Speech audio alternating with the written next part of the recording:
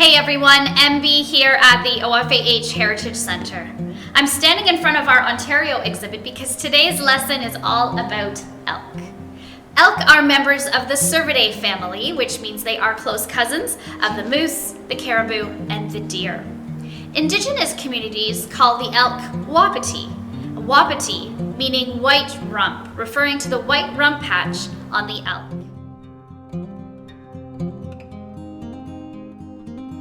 In today's lesson, we'll aim to answer 5 questions about the elk. Do we have elk in Ontario? How big are they? Where do they live? What do they eat? And can we hunt elk in Ontario?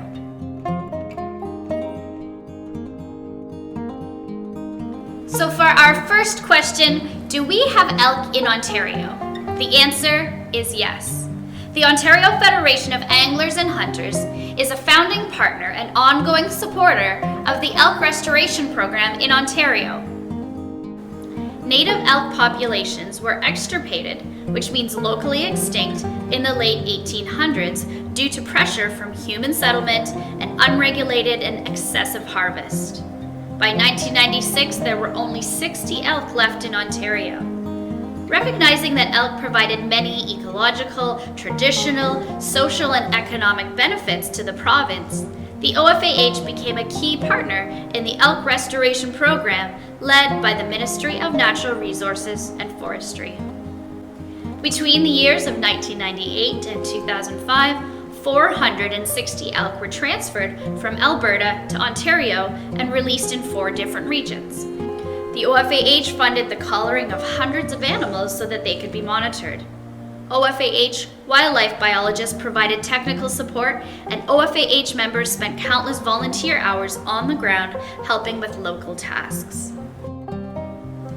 Today, the elk population in Ontario is estimated to be between 600 and 1,000 animals. Our next question is, how big is an elk? An adult male elk, known as a bull, will stand about 1.5 meters tall at the shoulder.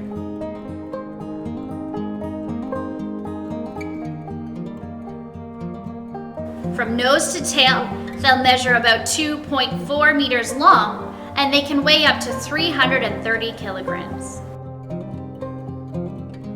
An adult female elk, known as a cow, measures much smaller. From nose to tail, she will measure about 2.1 meters long and only weigh up to 240 kilograms. When comparing the size of an elk to the size of a white-tailed deer, elk are significantly larger. For example, a 6-month-old elk calf can stand as tall as an adult white-tailed doe, just like the one behind me. When it comes to adaptations, elk have an excellent sense of hearing. Check out the size of those ears. With large cup-shaped ears that they can move in many different directions, elk have an excellent sense of hearing.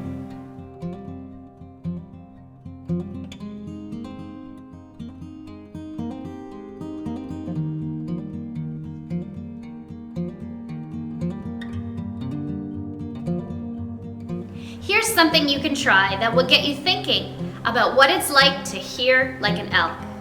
First of all, take your hands and cup them behind your ears. Don't cover them, but simply use your hands to make your ears larger than they are. Take a moment and listen to the sounds around you. What do you hear? Can you hear better with your hands cupped behind your ears or with your hands down at your side?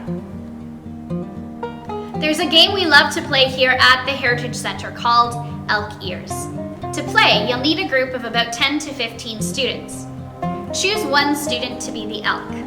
They will sit crisscross on the floor with a blindfold covering their eyes so that they're not relying on their sense of sight, but rather their sense of hearing.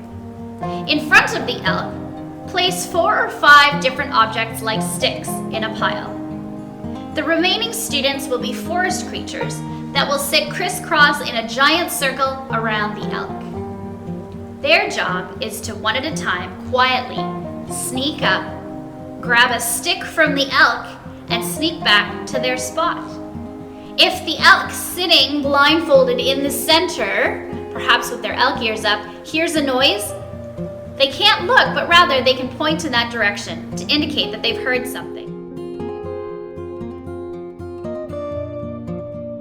If a student carrying a stick gets pointed at, they need to put it back and sneak back to their spot. The game is over once all the sticks are taken from the elk.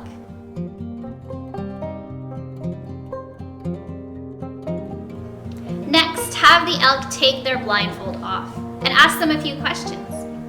What was it like playing the game only relying on your sense of hearing? Where could you hear best?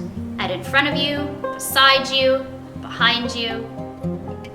This will get students thinking about what it's like to be an elk.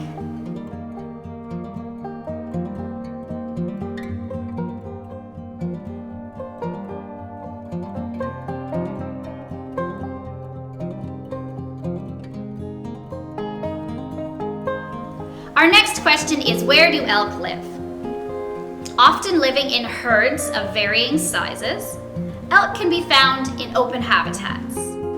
They prefer forest and forest edge habitat with access to grasslands and meadows. Their home range can vary from a few square kilometers to a few hundred square kilometers. Our next question is, what do elk eat? Elk are herbivores, which means they eat plants. Check out our virtual lesson on Arctic herbivores to learn more about their unique digestive system. In the spring, elk will eat grasses and sedges, and in the summer, they'll consume broadleaf plants along with shrubs and twigs. In the winter, they'll consume twigs and, if necessary, coniferous branches, although not ideal because their nutrient content is low. Our final question is, can you harvest elk in Ontario? And thanks to the conservation efforts of the Elk Restoration Program, the answer is yes. For the first time in over 100 years, in the fall of 2011, a modern-day elk harvest was established for the elk in the Bancroft region. The population was determined healthy enough to support a restricted harvest. A restricted number of tags are issued, and they must be used in restricted harvest areas. For example, in 2019, only 55 tags were issued to hunters. Hunters who would like to harvest an elk must apply to the big game draw in the spring to be considered for a tag.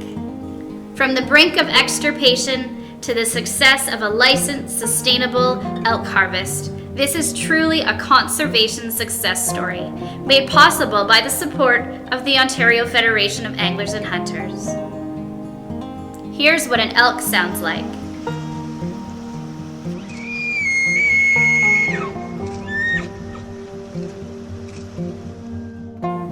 This elk was harvested on September 19, 2011, on the opening day of the first modern-day elk hunt in over 100 years.